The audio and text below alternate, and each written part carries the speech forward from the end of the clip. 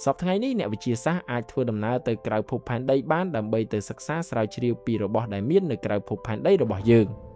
អាចដឹងអំពីរឿងរ៉ាវផ្សេងៗដែលមាននៅក្រៅភពផែនដីរបស់យើងបានយ៉ាងច្រើនក៏ប៉ុន្តែមានកន្លែងមួយដែលនៅក្នុងភពផែនដីយើងនេះដែលយើងមិនសូវដឹងអំពីវានឹងជាកន្លែងដែលមានអាតកំបាំងច្រើនបំផុតដែលយើងមិនទាន់បានដឹងហើយកន្លែងនោះគឺជាមហាសមុទ្រគ្របដណ្ដប់លើផ្ទៃផែនដីរបស់យើងជាង 70% យើងអាចមើលឃើញផ្ទៃរបស់វាធ្វើដំណើរឆ្លងកាត់វានិងថតរូបវាពីលើមេឃបានប៉ុន្តែនៅពេលដែលយើងចាប់ផ្ដើមចុះទៅក្រោមផ្ទៃទឹកអ្វីៗចាប់ផ្ដើមផ្លាស់ប្ដូរពន្លឺព្រះអាទិត្យបាត់ទៅសីតុណ្ហភាពកាន់តែទាបសម្ពាធកាន់តែខ្លាំងហើយនៅជម្រៅរាប់ពាន់ម៉ែត្រវាហាក់ដូចជាបានទៅដល់ពិភពដ៏អាចកំបាំងមួយផ្សេងទៀតដែលមនុស្សស្ទើរតែមិនអាចទៅដល់ដោយខ្លួនឯងបានមួយវិញទៀតប្រសិនបើយើងអាចចំណាយពេលនិងធនធានដើម្បីសិក្សាភពដែលនៅឆ្ងាយរាប់លានឬរាប់ពាន់លានគីឡូម៉ែត្រពីផែនដីបានចុះហេតុអ្វីបានជាការសិក្សាមហាសមុទ្រដ៏ជ្រៅដែលស្ថិតនៅលើភពរបស់យើងផ្ទាល់បែរជាពិបាកដល់ថ្នាក់នេះតើបញ្ហាគ្រាន់តែជាបច្ចេកវិទ្យាសម្ពាធទឹកភាពងងឹតនិងការចំណាយដ៏ខ្ពស់មែនទេឬក៏នៅមានហេតុផលផ្សេងទៀតដែលធ្វើឲ្យមនុស្សនៅមិនទាន់អាចស្គាល់ពិភពខាងក្រោមទឹកបានច្រើនជាងនេះឬមួយក៏អ្នកវិទ្យាសាស្ត្រកំពុងលាក់បាំងអ្វីមួយនឹងយើងចំពោះរឿងរ៉ាវនៅក្នុងបាតសមុទ្រហើយចំណុចមួយទៀតដែលធ្វើឲ្យយើងមានចម្ងល់ដែរនោះគឺជម្រៅនៃបាតសមុទ្រសប្តាហ៍នេះយើងបានដឹងហើយថាជម្រៅបាតសមុទ្រដែលជ្រៅជាងគេដែលអ្នកវិទ្យាសាស្ត្របានរកឃើញនោះគឺមានជម្រៅប្រហែលជិត11គីឡូម៉ែត្រហើយគេឲ្យឈ្មោះថា Challenger Deep ប៉ុន្តែចម្ងល់នោះគឺតើអាចទេដែលមានតំបន់ណាមួយផ្សេងទៀតដែលមានជម្រៅទឹកជ្រៅជាង Challenger Deep តើយើងអាចប្រកាសបានយ៉ាងដូចម្តេចថា Challenger Deep គឺជាចំណុចដែលជ្រៅបំផុតពិតប្រាកដនៅលើផែនដីទាំងដែលអ្នកវិទ្យាសាស្ត្រមិនទាន់ទាំងបានរុករកនិងស្រាវជ្រាវនៅក្នុងមហាសមុទ្រអស់ផងនោះ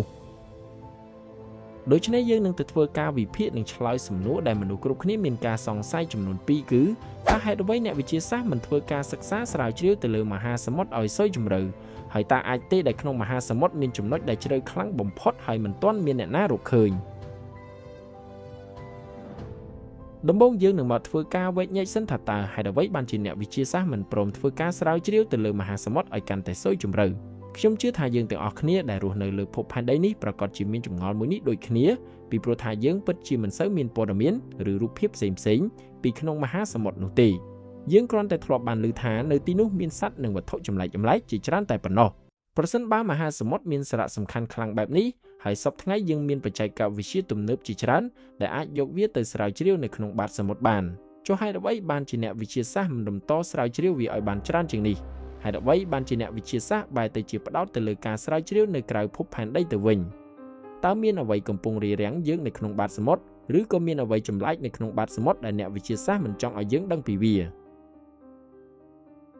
ចម្លើយដំបូងដែលអ្នកវិទ្យាសាស្ត្រនឹងនិយាយនោះគឺមហាសមុទ្រមិនមែនជាកន្លែងងាយស្រួលសម្រាប់មនុស្សក្នុងការរុករកទេនៅពេលដែលយើងចុះកាន់តែជ្រៅអ្វីៗគ្រប់យ៉ាងនឹងផ្លាស់ប្ដូរទាំងស្រុងពន្លឺស្ទើរតែបាត់ទាំងស្រុងហើយការទំនាក់ទំនងនៅក្រោមទឹកក៏មានភាពលំបាកហើយអ្វីដែលសំខាន់បំផុតគឺសម្ពាធទឹកនៅជម្រៅប្រហែល 6000 ម៉ែត្រសម្ពាធទឹកអាចឡើងដល់ប្រហែល 596 ដងនៃសម្ពាធបរិយាកាសនៅលើផ្ទៃផែនដីនិយាយឲ្យងាយយល់វាដូចជាមានទម្ងន់ដ៏សម្បើមមួយកំពុងសង្កត់លើឧបករណ៍របស់អ្នកពីគ្រប់ទិសទីតែម្ដងឧបករណ៍ដែលយើងប្រើនៅលើផែនដីគឺមិនអាចយកទៅប្រើនៅជម្រៅបែបនេះដោយផ្ទាល់បានទេដូចជាកាមេរ៉ានិងកុំព្យូទ័រជាដើមសូម្បីតែសម្បកការពាររបស់យានជំនិះដែលរុករកក្នុងបាតសមុទ្រទាំងអស់ត្រូវបានរចនាឡើងយ៉ាងពិសេសដើម្បីទប់ទល់នឹងសម្ពាធដ៏ខ្លាំងនេះហើយបញ្ហាមិនមែនមានត្រឹមតែបច្ចេកវិទ្យាទេពោលគឺការរុករកមហាសមុទ្រដ៏ជ្រៅក៏ចំណាយពេលនិងធនធានយ៉ាងច្រើនផងដែរទាំងអស់នេះហើយជាមូលហេតុដែលការរុករកមហាសមុទ្រដ៏ជ្រៅមានភាពលំបាកខ្លាំងដែលធ្វើឲ្យអ្នកវិទ្យាសាស្ត្រពិបាកក្នុងការសិក្សានៅក្នុងមហាសមុទ្រប៉ុន្តែមានសំណួរមួយទៀតដែលគួរឲ្យចាប់អារម្មណ៍ជាងនេះតើឧបសគ្គទាំងនេះគឺពិតជាហេតុផលតែមួយគត់ដែលធ្វើឲ្យអ្នកវិទ្យាសាស្ត្រឈប់សិក្សាស្រាវជ្រាវក្នុងមហាសមុទ្រទាំងមូលមែនឬក៏តើមានអ្វីផ្សេងទៀតដែលយើងមិនទាន់ដឹងព្រោះថាក្នុងប្រវត្តិសាស្ត្រនៃការស្រាវជ្រាវមហាសមុទ្រគឺមានរឿងចម្លែកជាច្រើនដែលអ្នកវិទ្យាសាស្ត្របានរកឃើញក្នុងពេលស្រាវជ្រាវជាការប៉ុណ្ណាការស្រាវជ្រាវនៅក្នុងមហាសមុទ្រគឺធ្លាប់មានរឿងចម្លែកជាច្រើនដែលធ្លាប់បានកើតហើយរឿងមួយក្នុងចំណោមរឿងដែលល្បីបំផុតគឺ The Bloop នៅឆ្នាំ1997អ្នកវិទ្យាសាស្ត្របានរកឃើញសំឡេងដ៏ចម្លែកនិងខ្លាំងមួយនៅក្នុងមហាសមុទ្រប៉ាស៊ីហ្វិក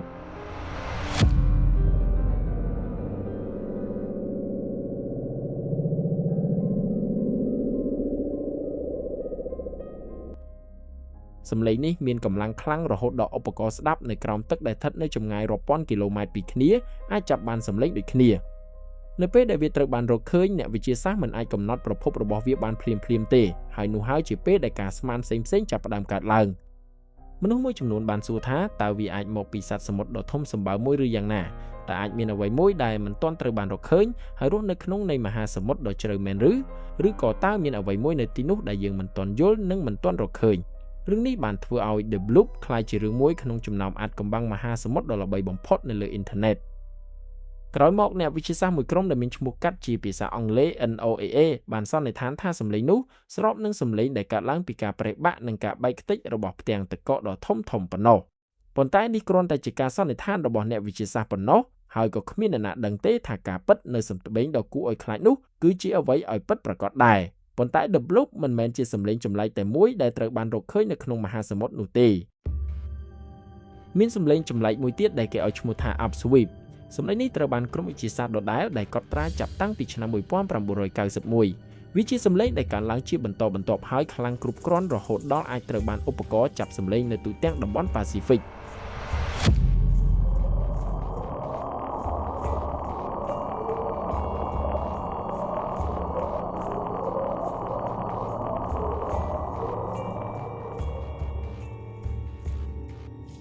អ្នកវិទ្យាសាស្ត្រអាចប៉ាន់ស្មានទីតាំងប្រភពរបស់វាបានថាទីតាំងនោះគឺនៅក្បែរតំបន់ដែលមានភ្នំភ្លើងក្រោមសមុទ្រប៉ុន្តែវាគ្រាន់តែជាការប៉ាន់ស្មានរបស់អ្នកវិទ្យាសាស្ត្រតែប៉ុណ្ណោះហើយរហូតមកដល់ពេលនេះប្រភពពិតប្រាកដរបស់ Upsweep នៅតែមិនទាន់ត្រូវបានកំណត់យ៉ាងច្បាស់នោះទេដែលវាជាចម្ងល់ដល់មនុស្សគ្រប់គ្នាមកដល់សប្តាហ៍ថ្ងៃនេះវានៅមានរឿងចម្លែកជាច្រើនទៀតដែលធ្លាប់បានកើតនៅក្នុងបាតសមុទ្រដូចជាការឮសូរអ្វីចម្លែកនិងសត្វចម្លែកផ្សេងនៅក្នុងបាតសមុទ្រដ៏ជ្រៅមួយនោះដោយសារតែចំណុចទាំងអស់ហើយនឹងការបកស្រាយមិនច្បាស់លាស់ពីអ្នកវិទ្យាសាស្ត្របែបនេះហើយដែលធ្វើឲ្យមនុស្សមួយចំនួនចាប់ផ្ដើមមានចម្ងល់និងមានការសង្ស័យចំពោះរឿងរ៉ាវដែលមាននឹងកើតនៅក្នុងបាតសមុទ្រ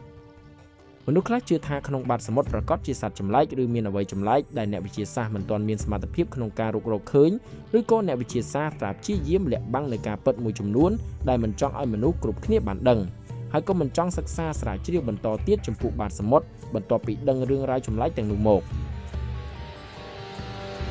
បន្ទាប់ពីបានវែកញែកអំពីមូលហេតុដែលអ្នកវិទ្យាសាស្ត្រមិនបន្តរកនៅក្នុងមហាសមុទ្រពេលនេះយើងមកនិយាយអំពីប្រធានបទមួយទៀតគឺជម្រៅទឹកដែលជ្រៅជាងគេនៅក្នុងមហាសមុទ្រកន្លែងដែលជ្រៅបំផុតនៅលើផែនដីគឺ Challenger Deep ដែលវាស្ថិតនៅក្នុង Mariana Trench ដែលជាជ្រលងក្រោមមហាសមុទ្រដ៏ធំមួយនៅភាគខាងលិចនៃមហាសមុទ្រ Pacific ចំណុចដែលត្រូវបានវាស់ថាជ្រៅបំផុតមានជម្រៅប្រហែល11គីឡូម៉ែត្រដើម្បីយល់ថាវាជ្រៅប៉ុណ្ណាសាកស្រមៃថាយើងយកភ្នំ Everest ទៅដាក់នៅបាតនៃ Mariana Trenchភ្នំ Everest មានកម្ពស់ប្រហែល 8.8 គីឡូម៉ែត្រទោះបីជាយើងដាក់វានៅបាតសមុទ្រក៏ដោយក៏កម្ពស់ភ្នំរបស់វានៅតែស្ថិតនៅក្រោមទឹកជាង2គីឡូម៉ែត្រឯណោះ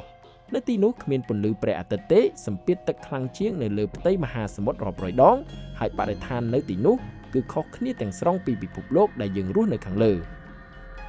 ប៉ុន្តែតើយើងបានរកឃើញកន្លែងនេះដោយរបៀបណាហើយតើយើងអាចប្រកាសប៉ុណ្ណាថាវាពិតជាចំណុចដែលជ្រៅបំផុតនៅសតវត្សទី19អ្នកវិទ្យាសាស្ត្រទើបតែចាប់ផ្ដើមយល់ថា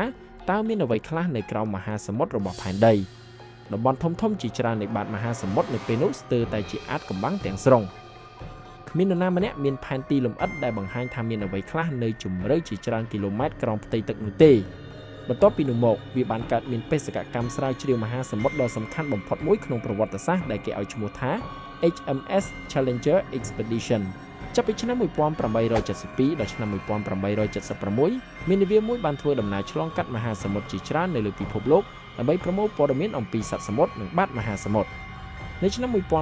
1875ខណៈពេលដែលកំពុងធ្វើប្រតិបត្តិការនៅក្បែរកោះ Mariana បេសកកម្មនេះបានវាស់ឃើញតំបន់មួយដែលជ្រៅខ្លាំងមិនធម្មតាឧបករណ៍នៅពេលនោះគឺសាមញ្ញណាស់បើប្រៀបធៀបនឹងសប្តាហ៍ថ្ងៃពួកគេបានទម្លាក់ខ្សែដែលភ្ជាប់ជាមួយទម្ងន់មួយចុះទៅក្នុងទឹកវាចុះទៅកាន់តែជ្រៅរហូតដល់ទីបំផុតវាបានទៅដល់បាតសមុទ្រការវាស់វែងបានបង្ហាញជម្រៅប្រហែល 8184 ម៉ែត្រនេះជាចំនួនមួយដែលគួរឲ្យភ្ញាក់ផ្អើលរួចទៅហើយវាក៏ជាទិន្នន័យដំបូងនៃជម្រៅបាតសមុទ្រផងដែរនៅពេលដែលបច្ចេកវិទ្យាកាន់តែប្រសើរអ្នកវិទ្យាសាស្ត្របានត្រឡប់ទៅកាន់តំបន់នេះម្ដងទៀតពួកគេប្រើឧបករណ៍ដែលប្រសើរជាងមុនពួកគេធ្វើការវាស់វែងថ្មីហើយពួកគេបានរកឃើញថាជ្រលងនេះពិតជាជ្រៅជាងអ្វីដែលបេសកកម្មដំបូងបានវាស់ឃើញទៅទៀត នៅឆ្នាំ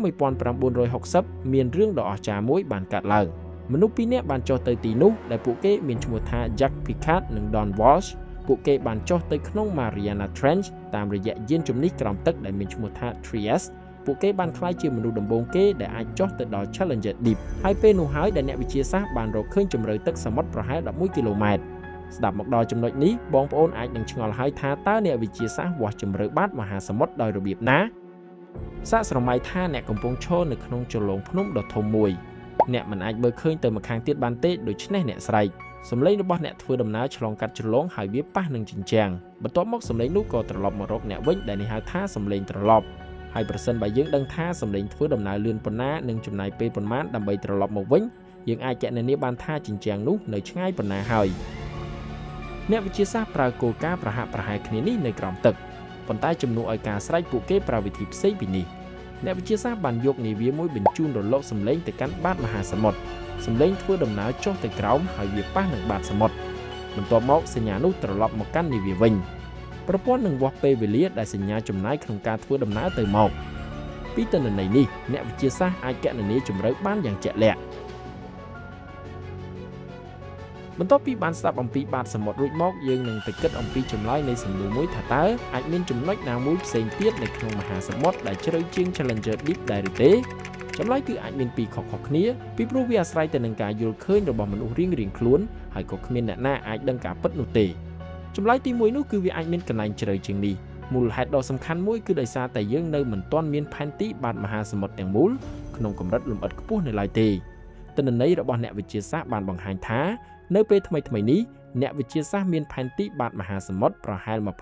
27% នៃបាតមហាសមុទ្រទូទាំងពិភពលោកប៉ុណ្ណោះដែលត្រូវបានធ្វើផែនទីតាមស្តង់ដារកម្រិតខ្ពស់ដែលកំពុងប្រើប្រាស់និយាយឲ្យងាយយល់នោះគឺមានតែប្រហែល 1/4 ប៉ុណ្ណោះដែលយើងបានធ្វើផែនទីក្នុងកម្រិតលម្អិតខ្ពស់និងបានរុករកស្រាវជ្រាវនោះមានន័យថានៅមានផ្នែកជាច្រើនទៀតនៃបាតមហាសមុទ្រដែលមិនទាន់បានធ្វើផែនទីក្នុងកម្រិតលម្អិតដូចគ្នាប៉ុន្តែមនុស្សមួយចំនួនផ្សេងទៀតមិនគិតបែបនោះទេហើយចម្លើយទី2នោះគឺទេគ្មានចំណុចណាផ្សេងទៀតដែលជ្រៅជាង Challenger Deep ទៀតនោះទេពីព្រោះថាការដែលយើងបានធ្វើផែនទីក្នុងកម្រិតលម្អិតខ្ពស់ត្រឹមប្រហែល 27% មិនមានន័យថា 73% ដែលនៅសល់គឺជាតំបន់ទទេដែលយើងមិនដឹងអ្វីសោះនោះទេអ្នកវិទ្យាសាស្ត្រអះអាងថាចំពោះ 73% ដែលនៅសល់នោះគឺគ្រាន់តែជាតំបន់នៃផ្លូវទឹកតូចៗតែប៉ុណ្ណោះដែលពិបាកក្នុងការរុករកនិងពិបាកក្នុងការធ្វើផែនទីលម្អិតអំពីវាមួយវិញទៀតតំបន់ឬផ្លូវតូចៗទាំងនោះគឺអាចមានប្រវែងប្រហែលពី10ទៅ20ម៉ែត្រតែប៉ុណ្ណោះដូចនេះវាមិនអាចទៅរួចទេដែលថាតំបន់នោះគឺមានកន្លែងដែលជ្រៅខ្លាំងបំផុតនោះដូចនេះហើយចម្លើយទាំងពីរសុទ្ធសឹងតែមានអំណះអំណាងរៀងខ្លួនដែលមិនអាចសន្និដ្ឋានបានថាតើចម្លើយមួយណាត្រូវឬក៏ខុសដែលវាបានបន្សល់នៅចម្ងល់មកដល់សព្វថ្ងៃនេះអរគុណគ្នាយើងដែលបានមើលវីដេអូមកដល់ចប់ហ្នឹងខមមិនប្រាប់ខ្ញុំមកផងថាវីដេអូហ្នឹងអ្នកគ្នាយល់មិនដែរហើយកុំភ្លេចខមមិនប្រាប់ខ្ញុំម្នាក់មកផងថាអ្នកទាំងអស់គ្នាចង់បាន topic អីគេបន្តទៀតវីដេអូក្រោយៗចឹងវីដេអូនេះក៏មានតែប៉ុណ្្នឹងដែរចាំជួបគ្នាវីដេអូក្រោយបាយបាយ